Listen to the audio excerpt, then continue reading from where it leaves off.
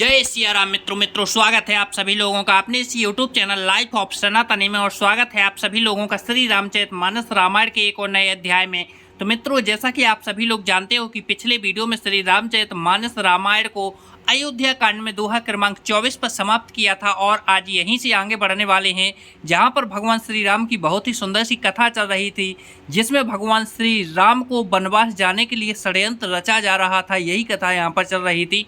चलिए मित्रों, तो बिना कुछ देरी के वीडियो में आगे बढ़ते हैं और श्री रामचरितमानस रामायण की जो सुंदर सुंदर दोहा चौपाइयाँ हैं उनका आनंद लेते हैं। चलिए, लेकिन मित्रों वीडियो में आगे बढ़ें उससे पहले हमारा आपसे बस एक ही छोटा सा रिक्वेस्ट है। यदि आप लोगों ने अभी तक इस यूट्यूब चैनल लाइफ ऑफ सनातनी को सब्सक्राइब नहीं किया है तो नीचे जो सब्सक्राइब का बटन है उसे दबाकर चैनल को सब्सक्राइब कर लेना है, साथ ही दबा लेना है बेल आइकन घंटी को। चलिए मित्रों, तो बिना कुछ देरी के वीडियो में आगे बढ़ते हैं। जय सिया राम। सांझे समय सानंद नृपे गयों के कई गए हैं, गबनो निठुरता निकट किए, जनु धरि दे स्नेहो। संध्या के समय राजा दशरथ आनंद के साथ कैकई के महल में गए, मानो साक्षात स्नेह ही शरीर धारण कर निष्ठुरता के पास गया हो। कोपि भवन सुने सक च्यों राऊ, भय बस आगे होड़े पर न जाऊ।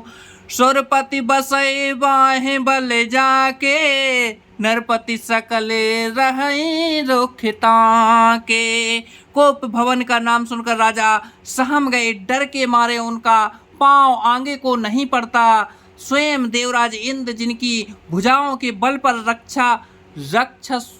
राक्षसों से निर्भर होकर बसता है, और संपूर्ण राजलोक जिनका रुख देखते रहते हैं। सो मुन तीर से गयों सुखाई, देखूं काम प्रतापे बड़ाई।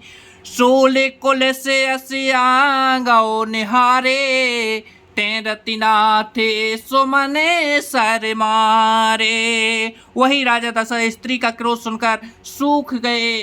कामदेव का प्रताप और महिमा तो देखिए, जो त्रिशूल वज्र और तलवार आदि की चोट अपने अंगों पर सहने वाले हैं, वे रतिनाथ कामदेव पुष्प बाण से मारे गए।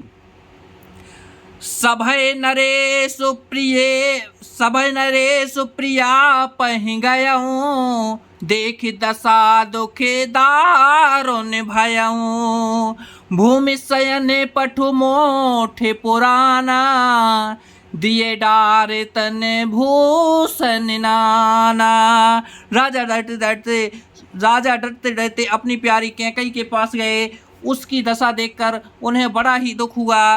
कैकई जमीन पर पड़ी है, पुराना मोटा कपड़ा पहने हुए है, शरीर के नाना आभूषणों को उतार कर फेंक दिए हैं।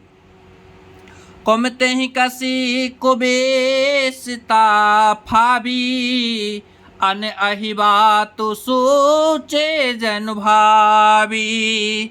जाय निकट नृप कहे मृदुबानी, प्राण पिए की कहे हे तोरे सानी। उस दुर्बुद्धि कैकई को यह कुबेशता बुरा वेश कैसी फब रही है, मानो भावी विधवा पन की सूचना दे रही हो।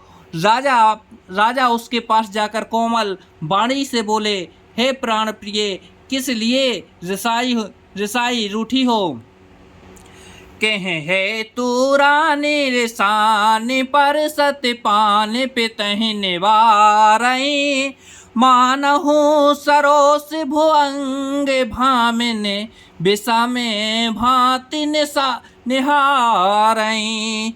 दो वासना रसना दसन बर मरम, ठाहरु देखई। तुलसी नृपति भवताव्यता बस, काम को तो कुलेखई। हे रानी, किस लिए रूठी हो। यह कहकर राजा उसे हाथ से स्पर्श करते हैं तो वह उनके हाथों को झटका कर हटा देती है और ऐसी दिखती है मानो क्रोध में भरी हुई नागिन क्रूर दृष्टि से देख रही हो। दोनों वरदानों की वासनाएं उस नागिन की दो जीभें हैं और दोनों वरदान दांत हैं। वह काटने के लिए ब्रह्म स्थान देख रही हैं। तुलसीदास जी कहते हैं कि राजा दशरथ होनहार के बस में होकर उसे इस प्रकार हाथ झटक कर और नागिन की भांति देखने को कामदेव की कीड़ा ही समझ रहे हैं। बारे बारे कहे राम राउ सुमुखी सुलोचनी पिके बचनी कारण मोहे सुनाओ गज गामन निज को पेकर। राजा बार बार कह रहे हैं, हे सुमुखी, है सुलोचनी, है कोलक, हे कोकिल वैनी, हे गज गामनी, मुझे अपने क्रोध का कारण तो सुना। अनहित तोर प्रिया केहू कीना, केह दुई सिर कह जमो चहलीना।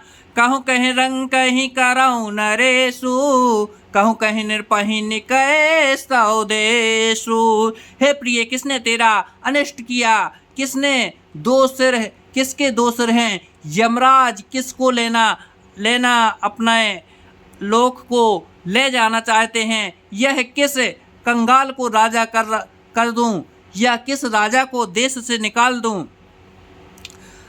सकहूँ तोरे अति अमरऊ मारी, काहे कीटे बपुरे नर नारी।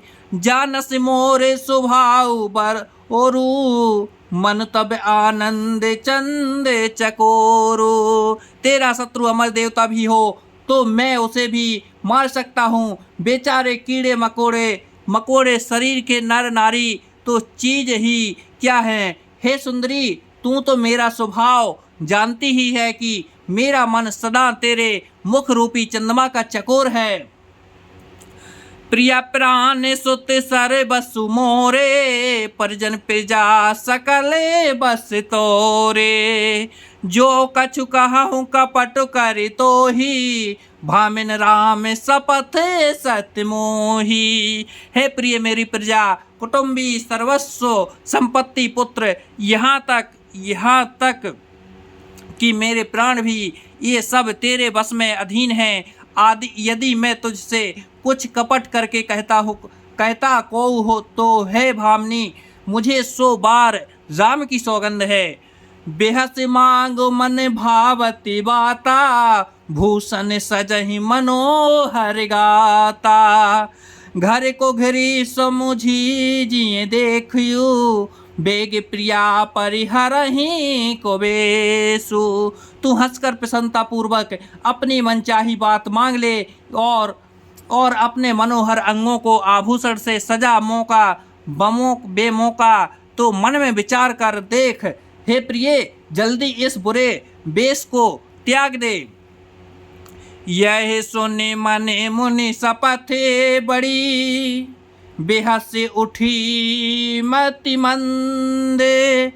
भूषण सजति बिलो किमृगो, मनहु किरात निफंद। यह सुनकर और मन में राम जी की बड़ी सौगंध को विचार कर मंद बुद्धि के कई हंसती हुई उठी और गहने पहनने लगी, मानो कोई भीलनी मृग को देखकर फंदा तैयार कर रही हो। तो जय सिया राम मित्रों, आज वीडियो को यहीं पर समाप्त कहते हैं और कल की वीडियो में फिर यहीं से आगे बढ़ेंगे। यहाँ की कथा कल के वीडियो में सुनेंगे। जब तक के लिए जय सिया राम। हाँ मित्रों, जाते जाते आप लोगों ने यदि चैनल को सब्सक्राइब नहीं किया तो सब्सक्राइब करके जरूर रखें। चलिए मित्रों, जय सिया राम।